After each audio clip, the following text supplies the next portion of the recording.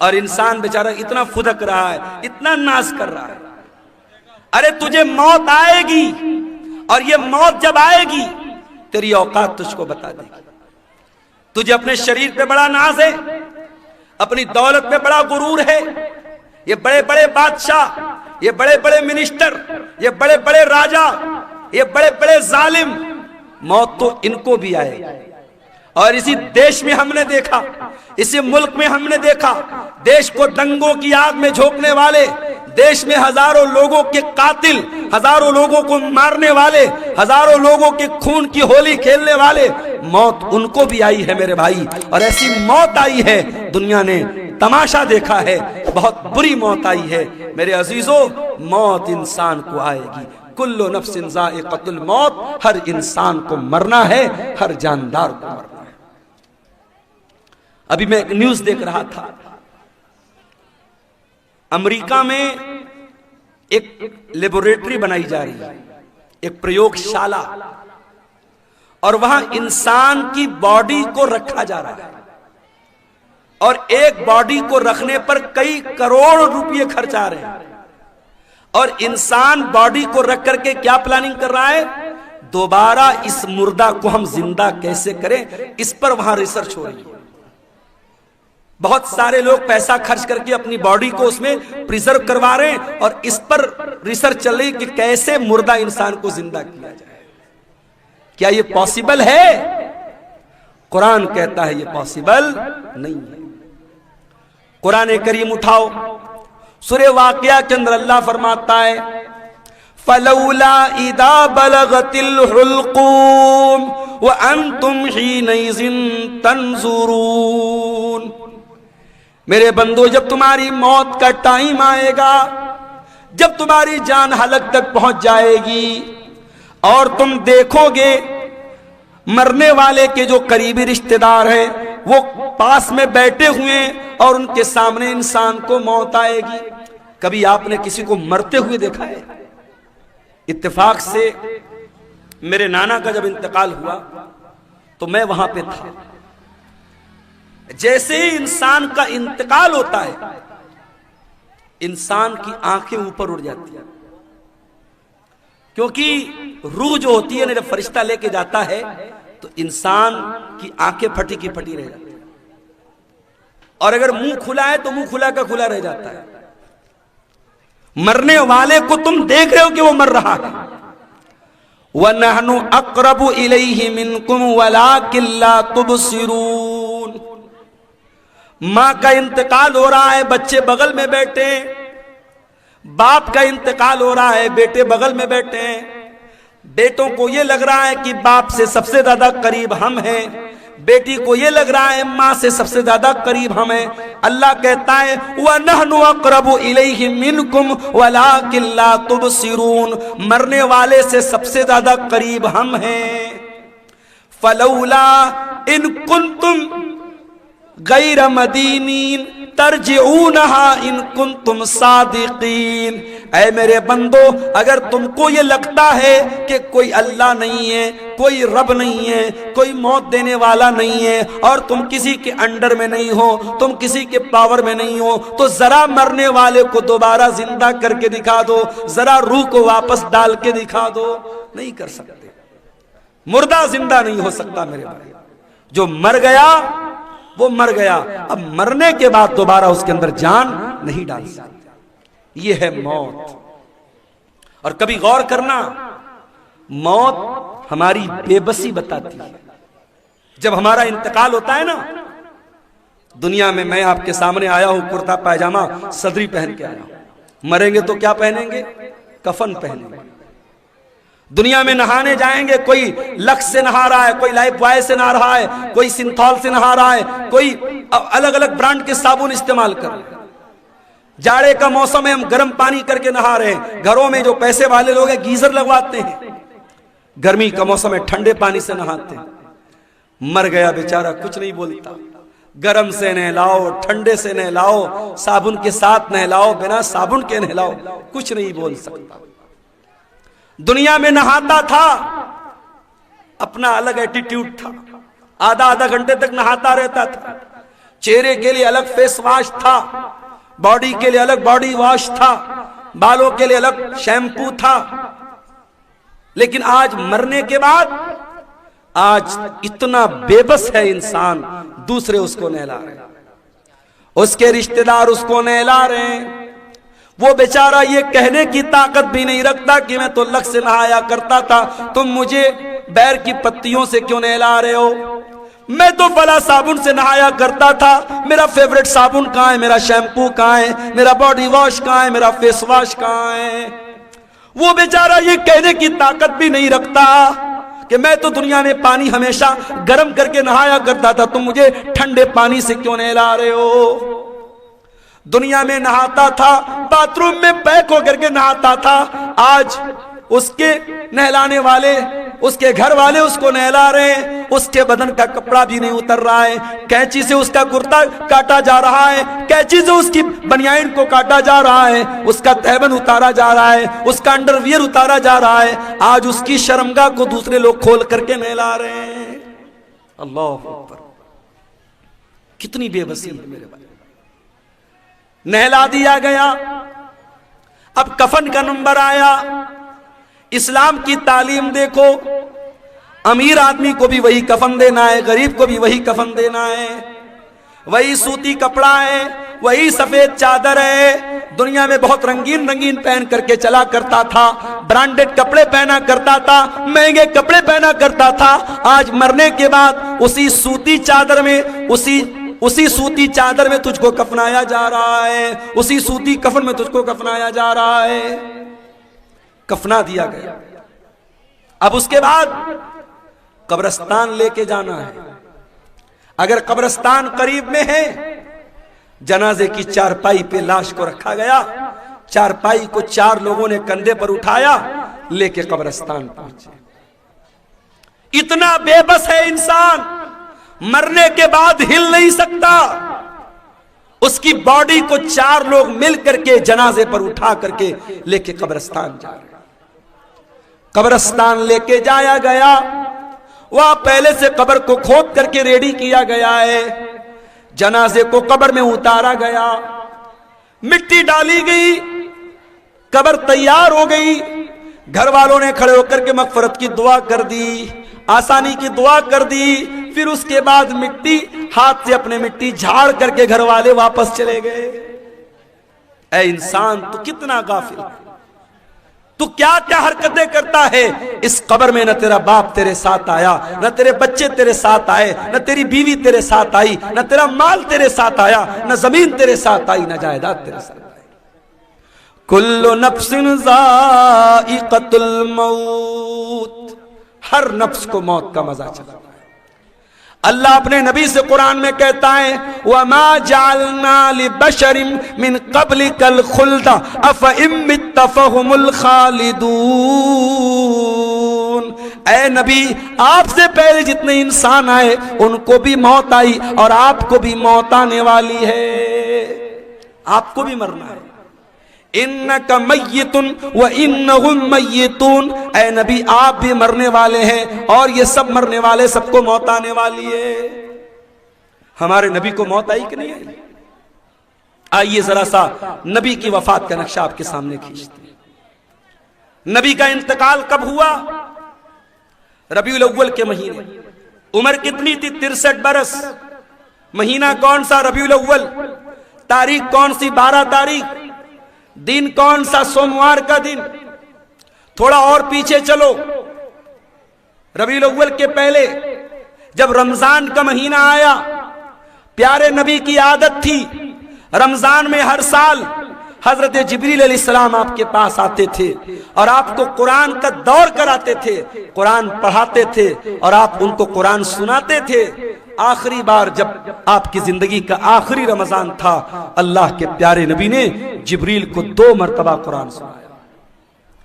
अल्लाह के नबी ने हजरत जिब्रील को 2 मरतबा कुरान सुनाया। ये इस बात की अलामत थी कि अब आखिरी रमजान है, अब इसके बाद कोई रमजान आने वाला नहीं है। कुछ दिनों के बाद जब हज का मौसम आया, अल्लाह के प्यारे नबी ने अपने सहाबा से कहा, मैं हज के सफर पे जा रहा हूं, जिसको मेरे साथ हज करना है वो चल सकता है। सहाबा इकराम अपने नबी के साथ हज के सफर पे निकले। 1 लाख से ज्यादा सहाबा हज के इस सफर में अपने नबी के साथ हैं। और उस हज के दौरान अल्लाह के प्यारे नबी बार बार अपने सहाबा से कह रहे हैं, खुजू अन्नी मनासिककुम, खुजू अन्नी मनासिककुम। ओ लोगों, मुझसे हज का तरीका सीख लो, मुझसे हज के अरकान सीख लो। हो सकता है कि आइंदा साल तुम अपने नबी को ना पाओ, हो सकता है आइंदा साल मेरा इंतकाल हो जाए, हो सकता है आइंदा साल मैं जिंदा ना रहूं। आपने हज किया है और हज के 2.5 महीने के बाद आपका इंतकाल होगा। जिलहिज्जा, मुहर्रम, सफर, रबीउल अव्वल। जिलहिज्जा में आपने हज किया है, रबीउल अव्वल में आपका इंतकाल हुआ है। इंतकाल से पहले आपने हजरत मुआज इब्न जबल रज़ी अल्लाह तआला अन्हु को यमन भेजा था। इस्लाम का दाई बनाकर, इस्लाम का मुबल्लिग बनाकर आपने यमन भेजा था। आज हमारा नौजवान दिवाली का त्योहार आता है, बड़े शौक से मिठाई खाता है। मैं इस मसले को नहीं छेड़ रहा हूं कि दिवाली की मिठाई खाना जायज है या ना जायज है, उस मसले को छोड़ दो। लेकिन आज हालात क्या है? आज बिहार के बहुत सारे मुसलमान दिवाली का त्योहार मना रहे हैं, उनके घरों पर भी दिए जल रहे हैं, मुसलमानों के घरों से भी पटाखों की आवाज आ रही है। वजा में तुम हो नसारा तो तमत्तुन में हुनूद, ये मुसलमान है जिन्हें देख के शर्माए यहूद। तेरा गैर मुस्लिम भाई शिर्क कर रहा है, अल्लाह को छोड़कर अपने देवी देवता की इबादत कर रहा है। तेरा फर्ज क्या था? तेरा कर्तव्य क्या था? तेरी ड्यूटी क्या थी कि तू तौहीद समझाता, तू शिर्क से मना करता, तू बताता ये महापाप है, ये गुनाह है, अल्लाह ही हमारा पालनहार है, अल्लाह ही हमारा माबूद है। अपने गैर मुस्लिम भाई को तू इस्लाम की दावत देता, इस्लाम की तबलीग करता, मगर तू तो शौक से बैठ के मिठाई खा रहा है। तू तो उसके त्योहार में, उसके शिरकिया काम में सेलिब्रेट कर रहा है। शिर्क को कभी सेलिब्रेट नहीं किया जाएगा मेरे भाई, शिर्क को हमेशा निग्लेक्ट किया जाएगा, शिर्क को हमेशा रिजेक्ट किया जाएगा, शिर्क की हमेशा तरदीद की जाएगी, शिर्क को कभी सेलिब्रेट नहीं किया जाएगा। यह मसला याद रखना। अल्लाह के नबी ने मुआज इब्न जबल को यमन इस्लाम का दाई बना के भेजा।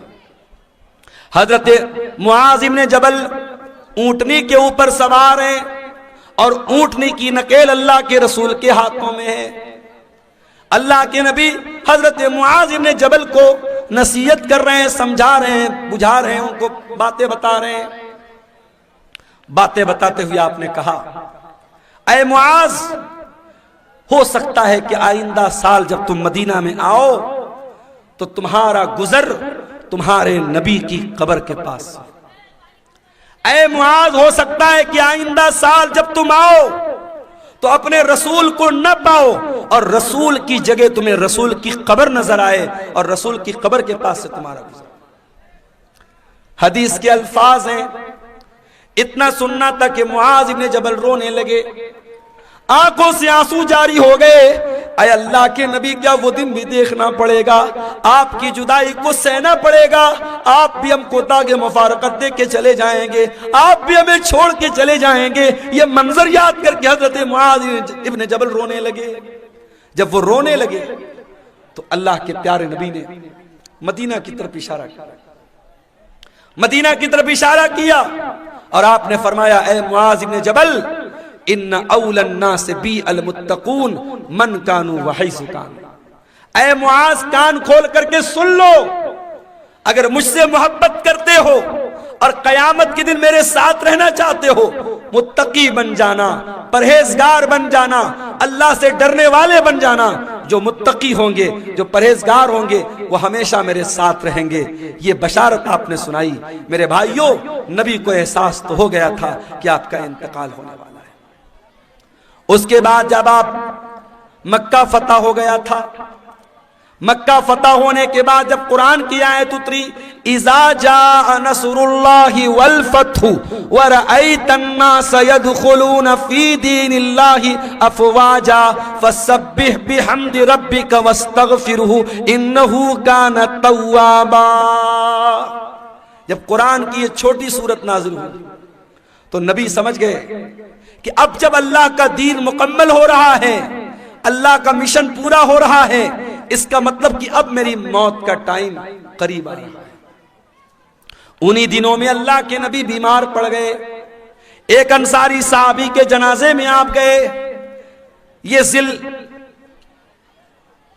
ये सफर की आखिरी तारीखों में से कोई तारीख थी, गालिबन सफर की 27 तारीख थी। आप जनाजे में से वापस आने लगे, आपके सर में बहुत तेज दर्द होने लगा। आप घर आए, आपने हजरत आयशा से कहा, आयशा मेरे सर में बहुत तेज दर्द हो रहा है। हजरत आयशा ने आपके सर पर पट्टी रख दी। आपको बहुत तेज बुखार आया और बुखार इतना तेज था कि पट्टी के ऊपर से भी बुखार की गर्मी महसूस हो रही थी। ये बुध का दिन था, ये बुध का दिन था और सफर की आखिरी तारीखों में से कोई तारीख थी। यहीं से अल्लाह के नबी की बीमारी का आगाज हुआ। अल्लाह के प्यारे नबी को खैबर के मौके पर एक यहूदी औरत ने गोश्त में जहर मिला करके खिलाया था। उस गोश्त का असर 4 साल के बाद जाहिर हो रहा था। आप हजरत आयशा से कहते थे, अय आयशा, वो गोश्त जो मैंने खैबर में खाया था उसके अंदर जो जहर मिला था, उस जहर का असर मैं अपनी अतड़ियों के अंदर पाता हूं, अपने मैदे के अंदर पाता हूं। उस जहर का असर आपने अपनी बॉडी पर महसूस किया। उसी बीमारी के अय्याम में एक दिन अल्लाह के प्यारे नबी खुतबा देते हैं। सहाबे किराम का मजमा बैठा हुआ है, अल्लाह के प्यारे नबी खुतबा दे रहे हैं और खुतबे में आप कहते हैं, इन्नल्लाह खय्यर अब्दन, अल्लाह ताला अपने एक बंदे को इख्तियार दे रहा है, अपने एक बंदे को चॉइस दे रहा है कि ऐ मेरे बंदे, तू चाहे तो दुनिया की नेमतों को ले ले और चाहे तो तू मेरे पास आ जा और उससे अच्छी नेमतें मैं तुझको दे दूं। तो अल्लाह के उस बंदे ने अल्लाह के पास जाने को पसंद कर लिया। अभी इतना बयान किया था आपने कि अबू बकर सिद्दीक ज़ारो कतार रोने लगे और रोते हुए कहने लगे, फदैना का भी आबाइना व उम्महातिना, हमारे माँ बाप आप के ऊपर फिदा हो जाएं, हमारे माँ बाप आप पर कुर्बान हो जाएं। अबू सईद खुदरी कहते हैं, हमें बड़ी हैरत हुई कि अल्लाह के प्यारे नबी तो एक कॉमन बात बता रहे, एक आम बात बता रहे हैं, इसमें रोने की क्या बात है? ये अबू बकर क्यों रो रहे हैं और रोते रोते ये क्यों कह रहे हैं कि हमारे माँ बाप आपके ऊपर कुर्बान हो जाएं? मगर हमको बाद में पता चला कि अल्लाह के प्यारे नबी अपनी बात कर रहे थे कि अल्लाह ताला मुझको अपने पास बुलाना चाहता है। उसी खुतबे में आपने कहा, ऐ लोगों, कान खोल करके सुन लो, मेरे ऊपर सबसे ज्यादा अगर किसी का एहसान है, उसके माल का, उसके टाइम का सबसे ज्यादा अगर किसी ने एहसान किया है, अबू बकर सिद्दीक ने किया है। ओ लोगों, अगर मैं दुनिया में किसी को खलील बनाता, अबू बकर को खलील बनाता, मगर मैं अल्लाह का खलील हूं, अल्लाह ने मुझे अपना खलील बनाया है। ऐ लोगों, मस्जिद में जितने लोगों के दरवाजे खिड़कियां हैं सब बंद कर दिए जाएं, सिवाय अबू बकर के घर के दरवाजे के। अबू बकर का जो दरवाजा मस्जिद में खुलता है उसको बंद न किया जाए, वो दरवाजा ओपन रहेगा, वो दरवाजा खुला रहेगा। ये नबी के आखिरी दिनों की बात है मेरे भाई। सोमवार के दिन आपका इंतकाल हुआ, बुध का दिन आया। बुध के दिन आपने सहाबा से कहा कि 7 अलग अलग कुएं का पानी लाया जाए। 7 अलग अलग कुएं का पानी लाया गया। अल्लाह के प्यारे नबी ने गुस्ल फरमाया। गुस्ल करने के बाद आपने अपने सर के ऊपर पट्टी बांधी और आप मस्जिद में आए और मिंबर पर चढ़े और आपने खुतबा दिया। और उसी खुतबे में आपने फरमाया कि ओ लोगों, मेरे अंसारी साहबा, मेरे अंसार साहबा के साथ तुम कभी गलत सलूक मत करना। इन्नहुम करशी व ऐबती, ये मेरे बड़े खास लोग हैं, इन्होंने बड़ी कुर्बानियां दी हैं। अगर कभी तुम अमीर बन जाना, मुसलमानों के जिम्मेदार बन जाना, तो अंसार साहबे किराम के साथ अच्छा सलूक करना। वो अगर भलाई करें, उनकी भलाई को कबूल कर लेना। अगर उनसे गलती हो जाए तो दरगुजर कर देना, माफ कर देना।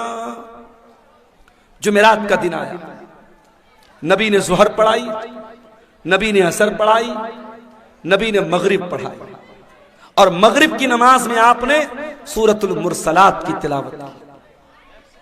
इशा का टाइम आया, हजरत बिलाल आए, अय अल्लाह के नबी नमाज का टाइम हो चुका है, लोग आपका इंतजार कर रहे हैं। आपने कहा पानी लाओ, पानी लाया गया, आपने गुस्ल किया, गुस्ल करने के बाद आप खड़े हुए, थोड़ी दूर आगे बढ़े, चक्कर खा के गिर पड़े। होश आया, पूछा सल्लन्नास, क्या नमाज हो गई? लाहुम यंतज़िरूनका या रसूल अल्लाह, अय अल्लाह के नबी लोग आपका इंतजार कर रहे हैं, अभी नमाज नहीं पढ़ी लोगों ने। फिर आपने गुस्ल किया, फिर आप उठ करके जाने लगे, फिर गशी तारी हो गई, फिर गिर पड़े। 3 बार ऐसा हुआ, 3 बार चक्कर खा के अल्लाह के प्यारे नबी गिर पड़े जमीन के ऊपर। जब 3 बार ऐसा हो गया और आप समझ गए कि अब मेरी तबीयत मस्जिद में जाने लायक नहीं है, तो आपने कहा कि जाओ अबू बकर से कहो वो लोगों को नमाज पढ़ाए। लोग हजरत अबू बकर के पास आए, चलिए आप नमाज पढ़ाइए, अल्लाह के नबी का ऑर्डर है। अबू बकर बड़े नरम दिल आदमी थे, बड़े रहम दिल आदमी थे। उन्होंने हजरत उमर से कहा कि ऐ उमर, आप जा करके नमाज पढ़ा दीजिए। हजरत उमर ने कहा नहीं, अल्लाह के नबी ने आपको परमिशन दी, आप चल करके नमाज पढ़ाइए। 17 टाइम की नमाजें नबी की जिंदगी में, नबी की आखिरी अय्याम में अबू बकर सिद्दीक ने पढ़ाई। जुमेरात के दिन की इशा की नमाज, जुमा की 5 टाइम की नमाज, शनिचर को 5 टाइम की नमाज, इतवार को 5 टाइम की नमाज और सोमवार की फजर की नमाज, ये टोटल 17 नमाजें हजरत अबू बकर सिद्दीक ने अल्लाह के प्यारे नबी की जिंदगी में आखिरी दिनों में पढ़ाई थी।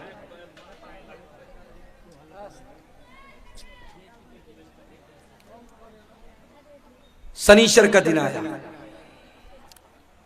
नबी की वफात के 2 दिन पहले, शनिचर का दिन। नबी बहुत बेचैन है, इतने बेचैन है, कभी चादर ओढ़ लेते हैं, कभी चादर फेंक देते हैं। बेचैनी आपके ऊपर तारी है। उस बेचैनी के आलम में नबी ने फरमाया, लानतुल्लाहि अलल यहूदी वन नसारा, अल्लाह की लानत हो यहूदियों के ऊपर और ईसाइयों के ऊपर, अल्लाह की लानत हो यहूद और नसारा के ऊपर। इत्तखज़ू कुबूर अंबियाइहिम मसाजिद, उन्होंने अपने नबियों की कब्रों को मस्जिद बना लिया, अपने नबियों की कब्रों पर जाकर के सजदा करने लगे। ओ लोगों, तुम मेरी कब्र पर ऐसा कुछ मत करना। नबी अपने आखिरी टाइम में कब्र परस्ती से मना कर रहे हैं। जिस नबी ने अपनी वफात से 2 दिन पहले अपनी उम्मत को शिर्क से रोका है और कब्र परस्ती से रोका है, आज सीमांचल को छोड़ दीजिए। सीमांचल अल्हम्दुलिल्लाह इस बुराई से बहुत हद तक पाक है। आप बिहार के और इलाकों में चले जाइए, आप झारखंड के इलाकों में चले जाइए, आप बारसोई चले जाइए, आप कलकत्ता चले जाइए, आप बिहार के सहरसाम में चले जाइए। ऐसे ऐसे इलाके हैं मेरे भाई, जहां हर मोहल्ले में कोई मजार है, कोई कब्र है, जहां सजदे हो रहे हैं, जहां मुरादें मांगी जा रही हैं, जहां बिगड़ी बनने का दावा किया जा रहा है। नबी ने अपनी उम्मत को बुत परस्ती से मना किया था। आज नबी के मानने वाले, नबी के उम्मती जगह जगह कब्रों की पूजा कर रहे हैं और कब्र की इबादत कर रहे हैं। उसी शनिचर के दिन अल्लाह के प्यारे नबी ने अपने सहाबा से कहा कि कोई कलम ले आओ, कागज ले आओ, मैं कोई तहरीर लिख के दे देता हूं ताकि तुम मेरे बाद गुमराह मत हो जाना। अब जब नबी ने यह बात कही कि कलम ले आओ, कागज ले आओ, मैं कुछ लिख देता हूं, तो अब सहाबे किराम में आपस में इख्तिलाफ हो गया। कुछ सहाबा ने कहा कि नबी की हालत बहुत कमजोर है, आपकी सिचुएशन बहुत कमजोर है, बीमार हैं आपको अभी ये तकलीफ देने की जरूरत नहीं है, हमारे पास कुरान है, अल्लाह के नबी की हदीस है, वो काफी है, हमें किसी और तहरीर की जरूरत नहीं है। कुछ लोगों ने कहा जब अल्लाह के नबी खुद कह रहे हैं कि कलम ले आओ, कागज ले आओ, मैं लिख देता हूं तो ले आओ। इस बात पर आपस में झगड़ा होने लगा, बहस होने लगी, और जब बहस होने लगी अल्लाह के नबी ने कहा चले जाओ यहां से। नबी ने सबको वहां से हटा दिया।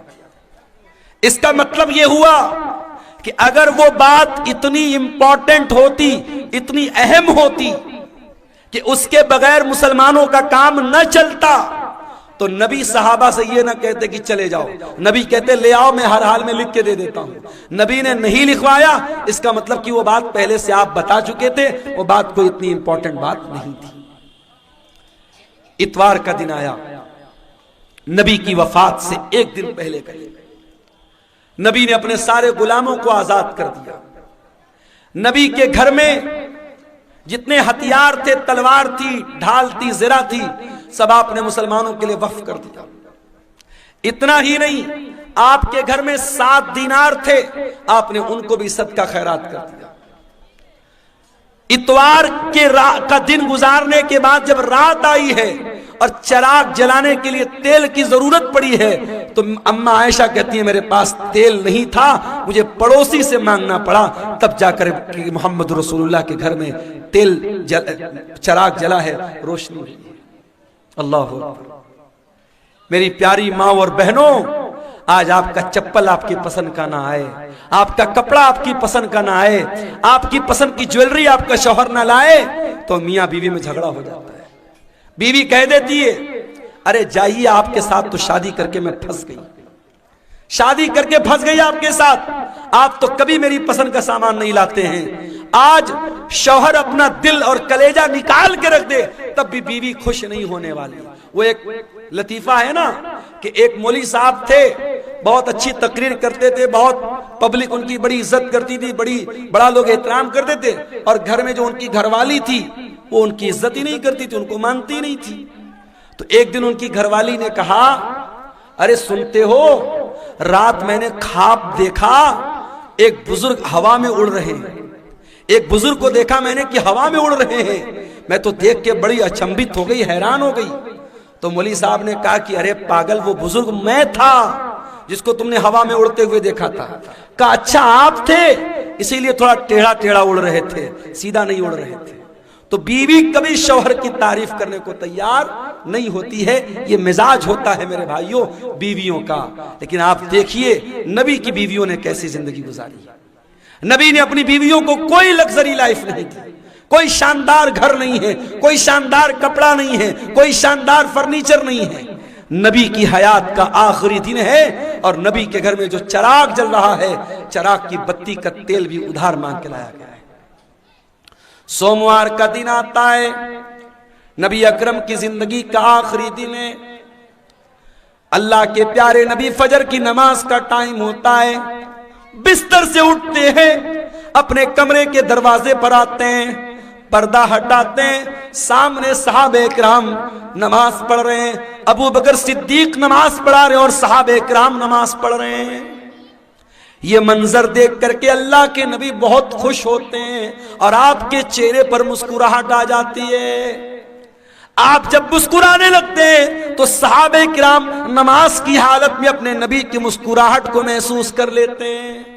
सहाबे किराम समझ जाते हैं कि अल्लाह के नबी अपने कमरे के दरवाजे पर आए हैं। सहाबे किराम ताली बजाने लगते हैं, लुकमा देने लगते हैं हजरत अबू बकर सिद्दीक को कि जल्दी से पीछे चले आओ, अल्लाह के नबी आ चुके हैं।